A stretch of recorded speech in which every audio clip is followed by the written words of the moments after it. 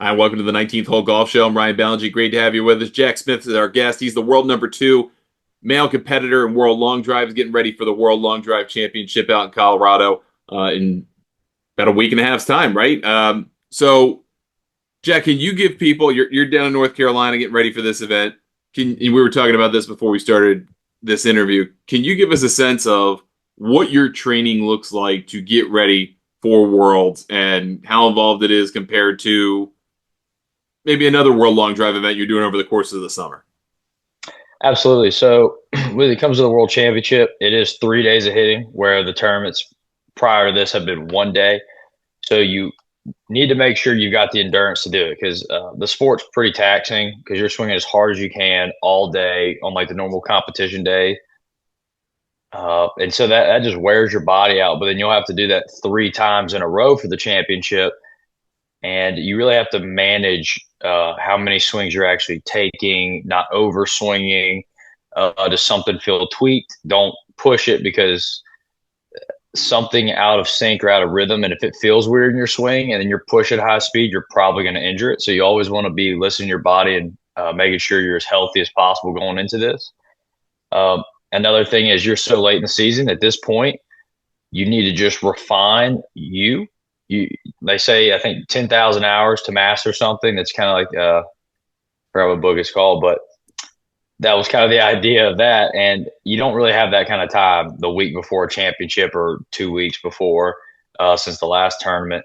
So it's really just focusing on you, swinging how you do and what makes you so good, and perfecting that, and just trying your hardest to replicate the shot shape you think that grid's going to call for. We know the right half of this tournament grid, this championship grid, is a really hot spot. And you get heavily rewarded for hitting that. So you want to take aim at it. So technically, our grid tightens up a lot more than what we're used to, just because that right side is so rewarding. So just working on the shot shape we're looking for, and mastering our own quirks and skills that allow us to swing the way we do at our speeds. But for me, it's a little different. I've been dealing with a wrist injury for about a year and a half, and it's it proliferated into something a little bit worse this last tournament.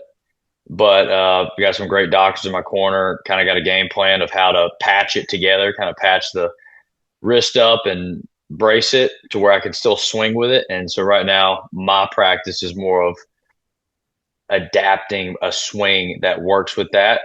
Because if the wrist was hurting like it was this last tournament, I wouldn't be able to swing maybe a day, much less 3 days. So my time's been more focused on adopting the brace and the way I got to tape my hand up. So What's the ideal shot shape you're looking for to a grid that favors the right side like this? Are you looking for kind of a tight draw? You're looking to kind of throw it out past the boundary and back in? What's going to work for you in this particular tournament? so I think it all depends on the wind. Last tournament, we had a headwind off the left. So we didn't really want to hit draws and have them get knocked out of the sky for a righty. Yep.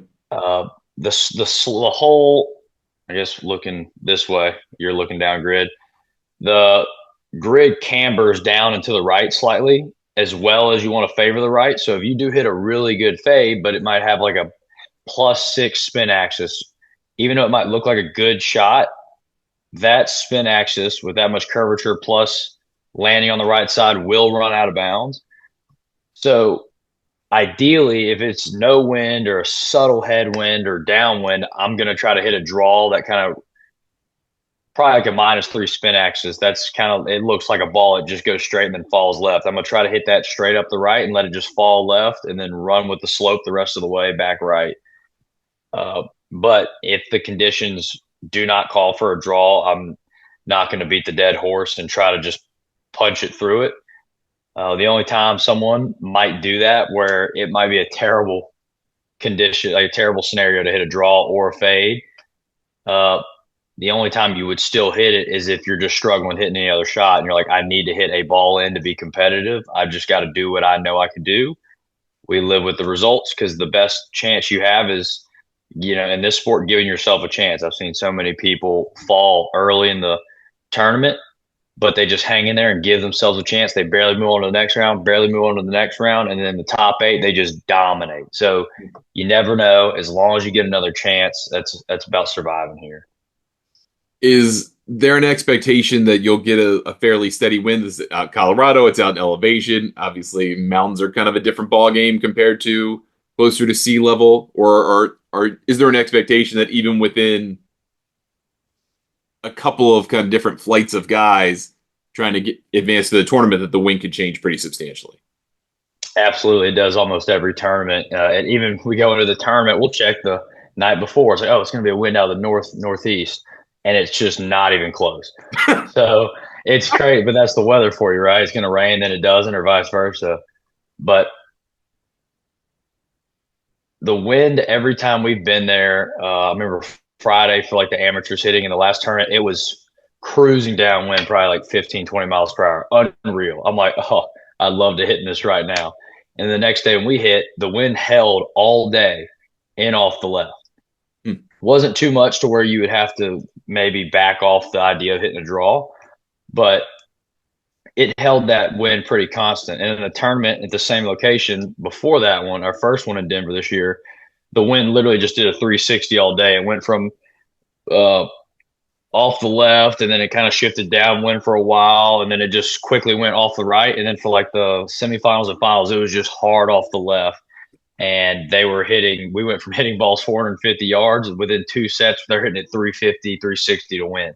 It's, you never know. And that's why it's really important to be able to change your shot shape or hit that hot spot in the grid to take advantage of some extra roll. Because just like golf, the conditions are still changing out there, and you got to adapt because we're trying to get every inch out of that ball, not just, oh, I hit a quality shot in the fairway. It looked good, it went pretty far.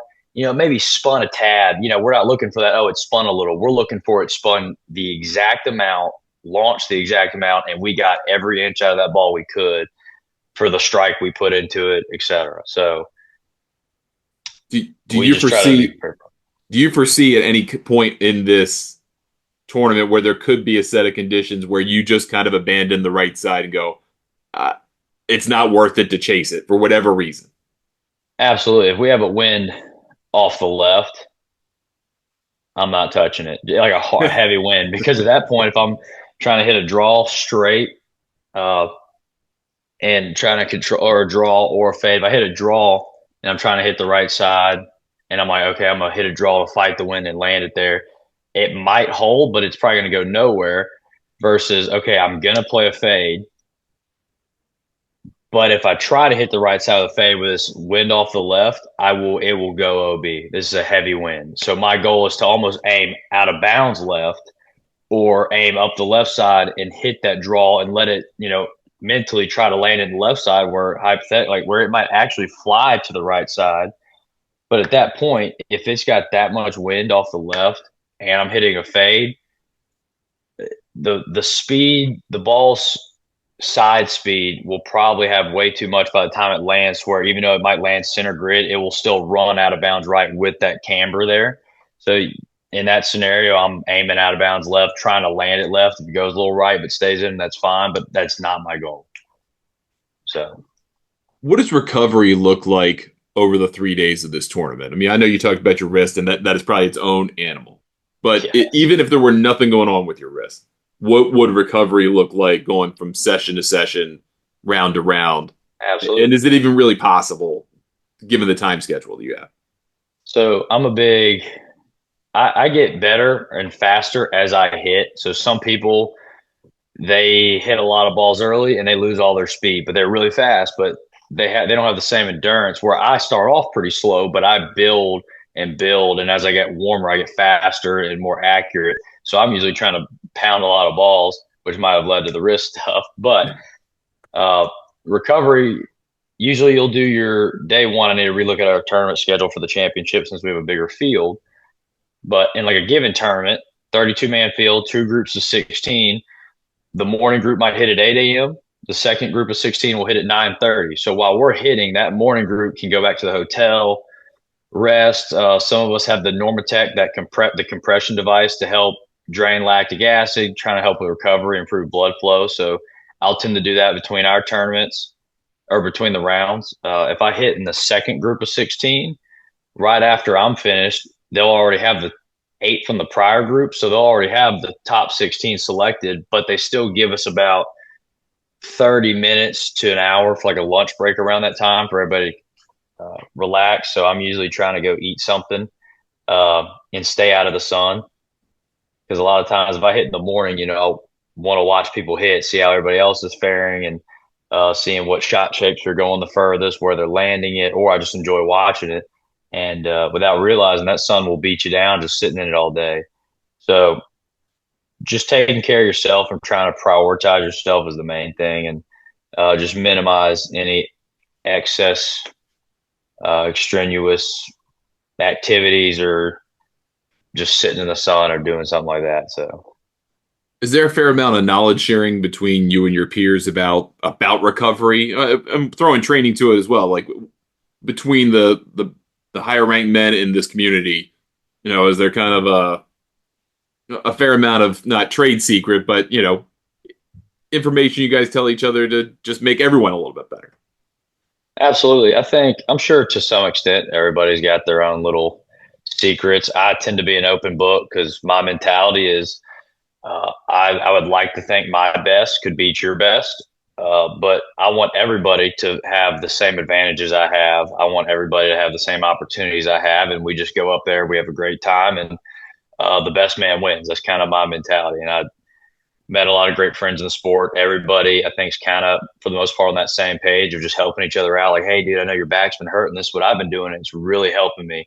And then they might come back a week later, like, dude, yeah, that's phenomenal. Thank you so much. So, uh, absolutely. And then everybody's always asking the swing questions. That's just golf in general. They're like, oh, hey, like, how does that feel? Why do you do that? So, and we're always happy to explain. And I think it's one of those things where you could take the best part of this guy's swing plus the best part of this guy's swing and this guy's swing and think you could build the perfect swing for high speed, but it just doesn't always work like that. The swings that are fast are the ones that are proven, meaning I know with his biology, the way he moves, it might be a little different, but that's what allows him to move fast. All those mechanics swinging in that order. I can't just piece that plus that guy's because that works for him and his combo, but you can't combine them.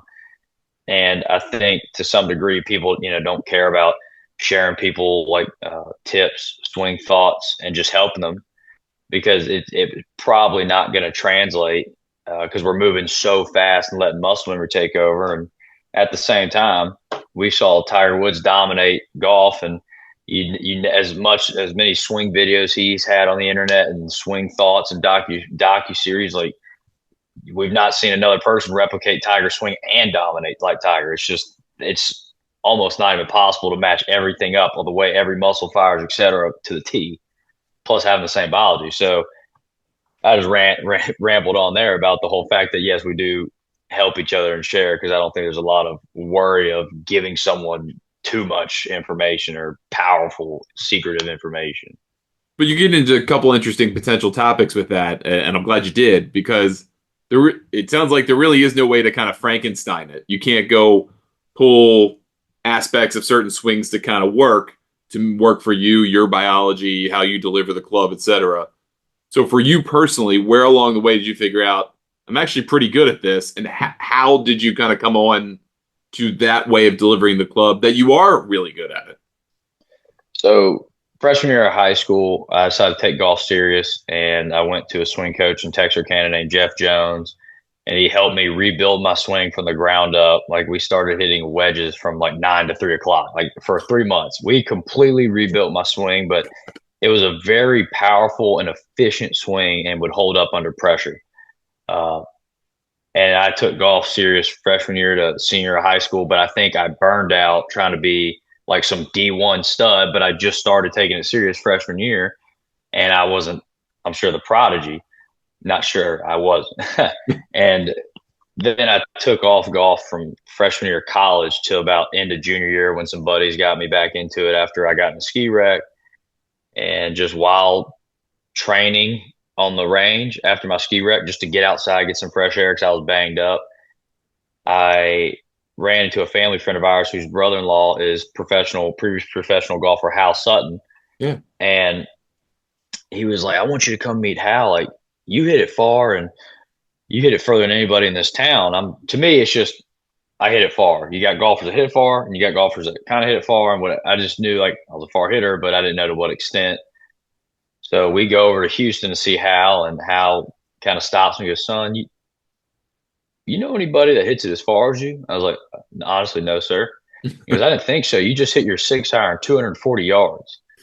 Oh And my this was like God. into junior year of college. And it's funny because I was swinging hard, but that was just the gear that's what I was geared at. I wasn't Yeah. trying to murder the ball. And, I was like 170 pounds then. Right now I'm like 210. So I'm a little bit different weight class now. But yeah, Hal threw that out there, was blown away. And him and his club fitter were like, you need to look into long drive. I know you're trying to get back into golf and all this, but you could probably have some success making money in long drive like now. And so into junior year, I decided to, okay, or going into senior year, I was like, all right, or I guess into junior year, same year, but I was already my senior year in like December. So coming around into the spring, I started actually taking it seriously. Let me think about this long drive stuff. I was like, but first, uh, I did some research, did 3 amateur events in long drive with a smaller tour. I won all 3 of them with like my golf gamer driver. They had all these long drive clubs, and I just got my little golf driver. And when I had success, I was like, okay, maybe there's something here. My dad and I talked about it, and we're like, okay, we'll finish up. I'll finish up at LSU, lock in my GPA. I'll pull my med school application because that will be there forever. Well, med school will be there. I'll still have my grades and my resume, et cetera. He goes, let's just give this a shot and see what happens. So, uh, pulled the application, pursued long drive, and here I am getting to sit in front of you. So this is pretty awesome opportunity. I've had some great successes within the sport, but I've also, as quick as I've risen initially, I've also just had, I said, for me, a hard fall because like quickly injury popped up for me because I was just swinging like an invincible 23-year-old at the time. Now I'm 25, and you learn real quick. This sport will teach you that you aren't invincible even though you're young. So Well, I mean, you know it. You're trying to get into medicine to the point where you know what the human body does and how fragile it's going to be operating at absolutely. these kinds of high speeds. I mean, you're not swinging. I'm guessing what is your stock driver swing? Not for long drive, but if you just went out and played 18 with your Yeah. buddies, So what's I that just speed? got back from the Titleist facility in Massachusetts. They had one of the other long drivers and I, Sean Johnson, Hmm. and myself out there for full bag fitting and everything. And the speed I was cruising my driver on their machine and they were fitting me for was like 141 miles per hour. And that Woo. was like my cruising speed. And so we're about like 205 to 210 with that. And so, yeah, that was about the same reaction they had. It was hilarious, but they loved it. And yeah, I'm just hitting balls out the back of the Manchester Lane practice facility. And I'm just staring at these brand new Pro V1s, Pro V1Xs. I'm like, is this okay? And like, yeah, go ahead. We got plenty. And I'm just in the woods, in the woods. And I'm like, this is hurting my heart. But they didn't care. They got plenty, and they were awesome. But yeah, no, my gamer speed just has through training long drive. Everything's just inherently faster now. Yeah, but I So mean but you're well aware of, hey, there are what 50 people on the planet that operate a golf club at the kind of speed that you can operate it at. So obviously you're pretty well aware there's not a whole lot of prescription for what you're doing other than yourself, right? I mean, how do you kind of grow as a long driver knowing you're gonna kind of have to just figure it out for yourself? There really aren't a whole lot of answers out there other than this small community of people. yeah, absolutely. I try to lean on those that have been in the sport for way longer than I have and have seen a lot and experienced a lot. And then I also I lean into my own background of my interests in biology and medicine, and always love reading up on, how the body works, how it moves. So I tend to have more of a science and biomechanical mind when it comes to how I view the swing. And so looking at that and just being pretty in tune with my body, understanding like, hey, that feels wrong. That feels like nerve pain. Let me go get that checked out. And it turns out to be like some kind of nerve entrapment. Oh, I feel like doesn't feel like a burning sensation. I feel like I might have pulled something or whatever it is, and I go get looked at and I go, oh yeah, you pulled this. So I've got a good feeling with my body just from like what I've researched and learned over time. So just listening to my body and listening to those around me, I do the best I can. But there's things that you still don't see coming. It's like golf; you can practice every shot on the range, but next thing you know, you're sitting under a leaf and pine straw blocked by a tree root. You're like, well, I didn't see this coming. I didn't practice this, but that's part of it. You just got to roll with the punches. Is there anything in what you do, world champion? I mean, I'm sure you get nervous before any kind of competition, whatever it is. Otherwise, your heart's not in it, right? Is there anything that you've kind of realized how your body performs differently under the gun, under pressure, versus just wailing away trying to prepare for a tournament like this? Oh yeah. A lot of times I would struggle to get fast in practice. And like I might have days where I'm practicing and I'm trying and I might get like 210 ball speed, 211. Like that's just what I got. And then I get to a tournament and almost every time I'm 225 plus miles per hour. So it's I think just once that adrenaline kicks in and I get that extra focus and probably get a little bit of a numbing effect for all the pain from the adrenaline too. And it I kind of just lock in, I guess would be the best word. And I feel good. I swing good. And I think there's also that understanding that this is it. This is game day. This is what you've trained for. Like there's only one of these. You either give it all you got or you don't. I think my brain, without having to think about it, just subconsciously is like, all right, like we're swinging to break our back kind of thing. Not really, but here, leave it all on the table. And so I have huge speed gains in and out of tournament, and I could hold those throughout the tournament and get faster. Did it take you any kind of significant experience to kind of harness that adrenaline rush that you get and works for you now? But for a while, was there any kind of, all right, how I know I feel it. I mean, like I play Mm-hmm. competitive golf and I know what it feels like in my body when that's happening. But I don't always know what exactly to do with it in certain situations. Did Is it always just kind of like, all right, this just clicks for me, or did you have to kind of figure out a way to make it work for you? I had to figure out how to make it work. I remember watching the sport when I started learning about it. People would be like shaking so much they could barely tee a ball up. So I was like, oh, you know what? When I get out there, I'm gonna be so just smooth with teeing that ball up, and they're gonna think I'm cool as a cucumber. But I'm obviously nervous and I'm shaking. And I think that was like the first thing, my experience with it.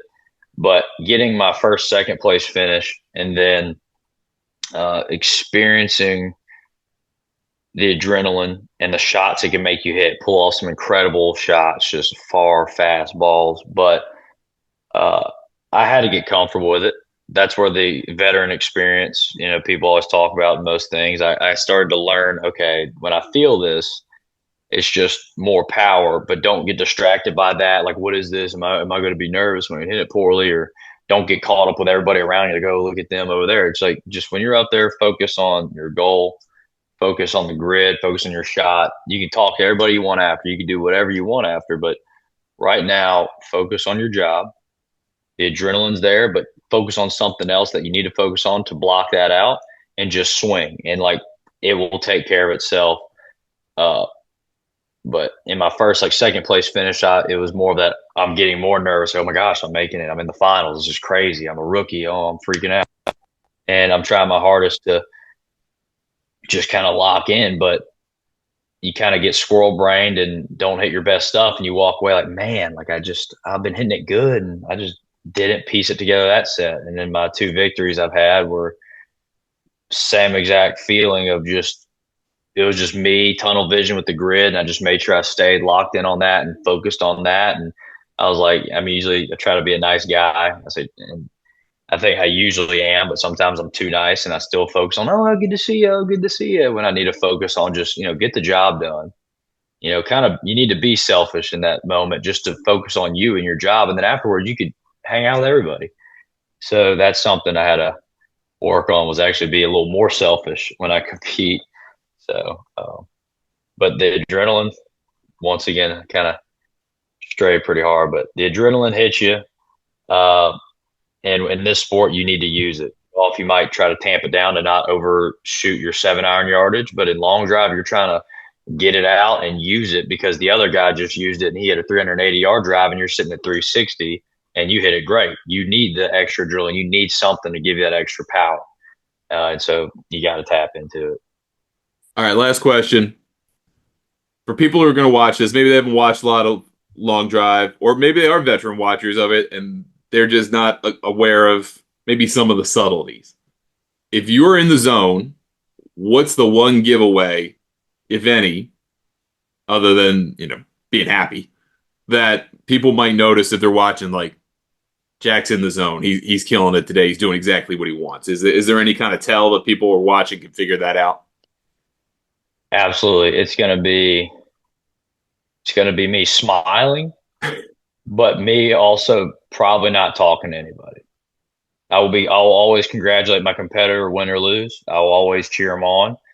But if I'm hitting and I'm happy and I'm smiling and just not really acknowledging a lot of people around me, but I'm just always looking ahead, that's pretty much my sign. It's just me and God and His plan, and I'm in a very happy position, and I'm thankful to be there. And it's go time.